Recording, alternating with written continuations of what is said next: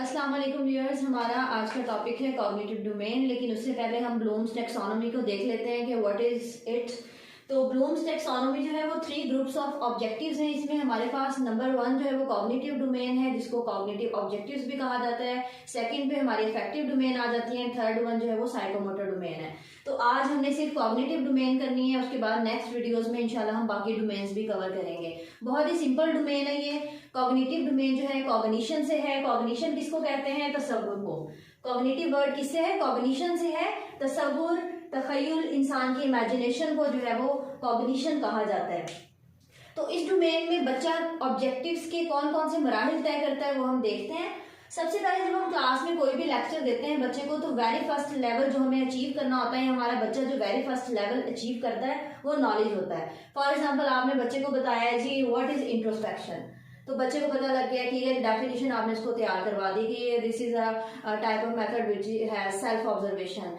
तो उसके बाद ये होता है बच्चे जिस चीज को जो है वो यूं समझे रोट मेमोराइजेशन हो गई है, उस चीज को वो रिमेम्बर कर सकता है, याद रख सकता है, रिकॉल कर सकता है बाद में।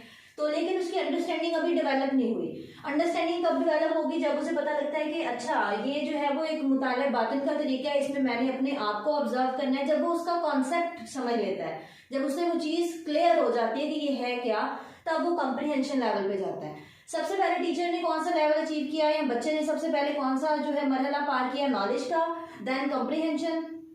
उसके बाद वो चीजों को अप्लाई करने के काबिल हो जाता है। एप्लीकेशन किस तरह होगी कि वो उस चीज को इस्तेमाल कर सकता है। फॉर एग्जाम्पल, बच्चा जो है वो खुद अपने आप का इंट्रोस्पेक्शन कर सकता है, सेल्फ ऑब्जर्वेशन कर सकता है। किसी भी सिचुएशन में है, फॉर एग्जाम्पल वो स्ट्रेस की सिचुएशन में है, ही कैन फील दैट कि वो कैसा महसूस कर रहे हैं और उसे जो है वो क्या क्या रीजंस जो है, क्या क्या फैक्टर्स जो है उसके जहन में आ रहे हैं। तो एप्लीकेशन करके वो उस मेथड की जो है वो जहन में उस चीज को अप्लाई करके देख सकता है।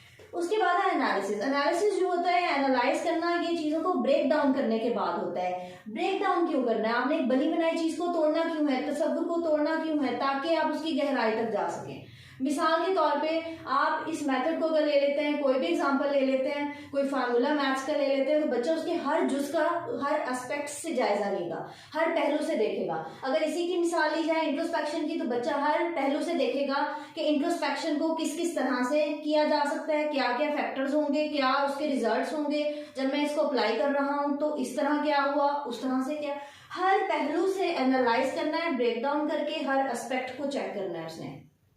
अब चीज क्या है? टूट चुकी है, अलग अलग हो चुकी है। हर हर पहलू का गौर जो है उसने कर लिया है, हर पहलू का जो है उसकी वर्थ चेक कर ली है उसने, हर पहलू को परख लिया है।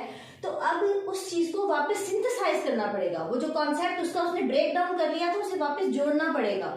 तो एनालाइज करने के बाद वो सिंथेसाइज करेगा, और सिंथेसाइज जब वो करेगा, न्यू चीज जो उसने क्रिएट कर ली है, एक नया तस्वुर बड़ा क्लियर डेवलप हो चुका है उसके जहन में, उसे अंदाजा हो गया कि इसके कौन कौन से पहलू हैं, किस किस तरह से क्या क्या फैक्टर्स इसमें शामिल हो सकते हैं। तो जब वो सिंथेसाइज कर चुका है, अब एक नया जबरदस्त तस्वुर बेहतरीन क्लैरिफिकेशन के साथ उसके जहन में डेवलप हो चुका है, तो इवेल्युएट करेगा वो कि जो चीज उसने सिंथेसाइज की है उसकी वर्थ क्या है, क्या वो यूटिलाइज किए जाने के काबिल है, क्या वो स्टैंडर्ड पे पूरी उतर रही है। इवैल्यूएशन वर्ड जहां पर भी यूज होगा वो हमेशा इवैल्यूएशन जो एक स्टैंडर्ड के अकॉर्डिंग किया जाता है। इवैल्यूएट करना चीजों को किसके अकॉर्डिंग होता है? स्टैंडर्ड के अकॉर्डिंग होता है। किसी स्टैंडर्ड पे आप परखते हैं, तो वो सिंथेसाइज करके परखेगा आया कि जो चीज अब डेवलप हुई है उसकी कॉग्निशन में, उसको इवैल्यूएट करेगा कि वो उसके स्टैंडर्ड पे पूरी उतर रही है, यूटिलाइज करने के काबिल है, क्या उसकी कोई वर्थ एंड वैल्यू है।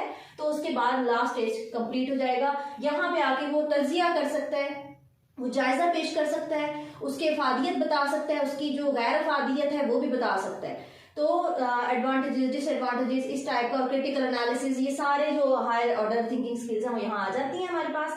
तो हमारे बच्चे ने लोअर ऑर्डर थिंकिंग स्किल्स से हायर ऑर्डर थिंकिंग स्किल्स का सफर किया है, और यही हमारी कॉग्निटिव डोमेन है। और सारा काम कहाँ हुआ है? आपके जहन में, आपकी कॉग्निशन में, आपके बच्चे की कॉग्निशन में सारा काम हुआ है। यहाँ पे हमें एक और पायरामिड नजर आ रही है। उस पायरामिड में एक्चुअली जो है वो रिवाइज्ड टेक्सोनोमी है। ये टेक्सोनोमी जो ब्लूम ने पेश की थी 1956 में, उसने अपने एक कमेटी के साथ पेश की, जिसका जिसका वो चेयरमैन खुद था, और ब्लूम के नाम पर ही, as he was the chairman of that committee, उसी के नाम पर जो है इसका नाम ब्लूम्स टैक्सोनॉमी रख दिया गया। 1956 के बाद उसके एक स्टूडेंट एंडरसन और उसके एक कोलीग क्रैथवॉल ने जो है वो इसको रिवाइज किया 2001 में। क्यों रिवाइज किया गया, फिर क्या रीजन थी? इसलिए कि एक तो अप टू डेट कर दिया जाए, सेकेंडली आप नोट करें यहाँ पे नाउन्स यूज हो रहे हैं, ये सारी जो पायरामिड है इसमें जितने वर्ड्स हैं all of these are nouns, और यहाँ पे हमारे पास वर्ब्स हैं। तो वर्ब्स का क्या बेनिफिट होगा टीचर के लिए, जो स्टूडेंट आउटकम्स हैं वो सेट करना आसान हो जाएगा, उसे पता होगा कि क्या इंटेंडेड आउटकम्स हैं वो वर्ब में डायरेक्टली डिफाइन हो रहे हैं। For example, the student will be able to remember something, the student will be able to understand something, or may be able to apply etc. इसी तरह ये सारी चीजें जो है वो डायरेक्टली बिहेवियरल ऑब्जेक्टिव पे अप्लाई हो सकेगी बच्चे के। उसके बाद इसमें और चेंजेस हैं, एक तो अप टू डेट कर दिया गया टीचर और स्टूडेंट के लिए, करिकुलम डिजाइनर्स के लिए ज्यादा बेनिफिशियल है, ये अप टू डेट है। और सेकेंड जो चेंज इसमें आया है वो ऊपर देखें, यहाँ पे सिंथेसाइज करना या to create something new is same, किसी चीज को सिंथेसाइज कर देना या कुछ नया क्रिएट करना जो है वो ये सेम लेवल है, लेकिन यहाँ पे ये लेवल ऊपर चला गया और यहाँ पे जो हमारा टॉप लेवल था वो सेकंड पे आ गया है। अब यहाँ पे क्या कॉन्सेप्ट होगा कि जब बच्चा अप्लाई करने के काबिल हो चुका था, उसके बाद उसने उसको ब्रेक डाउन किया, एनालाइज किया, तो जब चीज टूटी हुई थी, जब वो तस्वुर टूटा हुआ था, जब वो हिस्सों में बटा हुआ था, डिफरेंट एस्पेक्ट्स को चेक किया जा रहा था, उसी टाइम पे एनालिसिस के टाइम पे ही जब ब्रेक डाउन कर लिया, हर चीज को चेक कर लेना है कौन सी ठीक है कौन सी नहीं, इवेल्युएट कर लेना है, जायजा ले लेना है, जो गैर अफादियत की चीजें हैं जिनको आप नहीं यूटिलाइज कर सकते आपने उसे यहीं पे अलग कर देना है। आपने इवेल्युएट करके जो चीजें नहीं फायदेमंद साबित हो रही है उनको अलग कर दिया, और उसके बाद you have created something new. अब बच्चा इस काबिल हो चुका है कि अब उसने फाइनली एक नई क्रिएशन जो है जो कि बेस्ट एंड क्लैरिफिकेशन के साथ सामने आई है उसकी कॉग्निशन में, वो क्रिएट कर ली है। And that's the end of our video. If you have any question you can post into comment box. अल्लाह हाफिज।